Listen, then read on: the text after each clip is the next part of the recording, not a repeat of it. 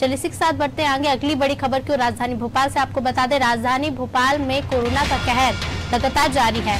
Corona के 1853 नए संक्रमित मिले हैं। 5 कोरोना संक्रमितों की पिछले 24 घंटे में राजधानी में मौत हो गई।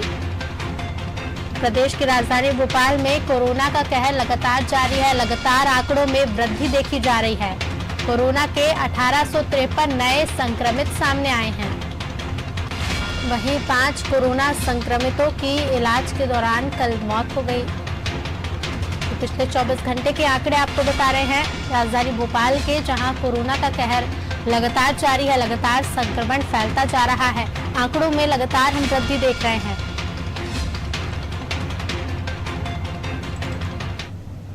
राजधानी भोपाल में कोरोना की क्या स्थिति है, जान लेते हैं हमारे संवाददाता दुष्यंत से। दुष्यंत, लगातार प्रदेश में कोरोना संक्रमण बढ़ ही रहा है, देश में भी बढ़ रहा है। वहीं भोपाल की बात करें तो भोपाल में भी हम लगातार बढ़ते हुए आंकड़े ही देख रहे हैं। क्या स्थिति रही पिछले 24 घंटे में?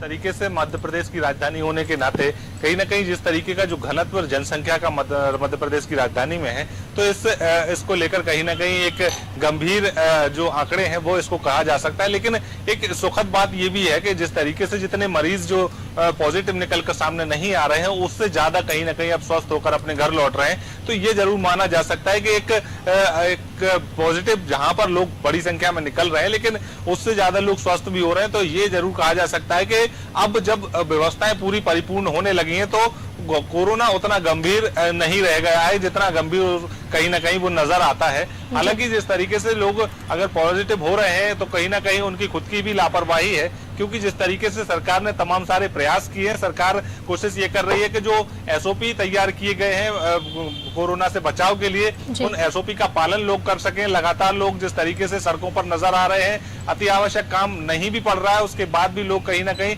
सड़कों पर घूमते हुए नजर आते हैं, झूठ बोलकर घर से बाहर निकलते हैं और कहीं ना कहीं कोरोना का शिकार हो जाते हैं।